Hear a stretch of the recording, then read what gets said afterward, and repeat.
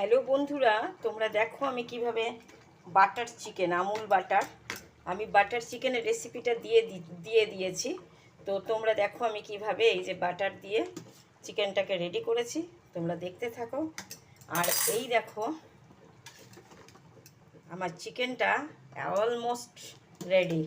Geneva delicious ফুডের each and every food is a very delicious. এটা আমি বিদেশি স্টাইলে করলাম, একটু মশলা দিয়েছি। ইন্ডিয়ান স্টাইল তো থাকবেই, ইন্ডিয়ান ইজি রেসিপি তো থাকবেই। আমরা ইন্ডিয়ান, তাই জন্য পুরোটা বাটার দিয়ে আর একদিন সাদা করে দেখাবো। মেয়ে একটু মশলা না হলে খেতে চায় না। তো বন্ধুরা তোমরা দেখো, এই বাচ্চা বুড়ো অনেকেই আছে সাদা তরকারি খেতে চায় না। বাটার চিকেন মানে কিন্তু পুরোটাই সাদা থাকবে। তবু আমি তোমাদের এইটা দেখালাম, একটু মশলা দিয়েই করেছি। আমি রেসিপিটা দিয়ে দিয়েছি আর তোমাদের এইটা আমি তোমাদের ছেড়ে দিলাম। তোমরা আমায় বলো বাটার চিকেন কেমন লাগছে। এই যে আমুল বাটারটাই আমি সব সময় অল টাইম আমি ইউজ করে থাকি, ব্যবহার করে থাকি।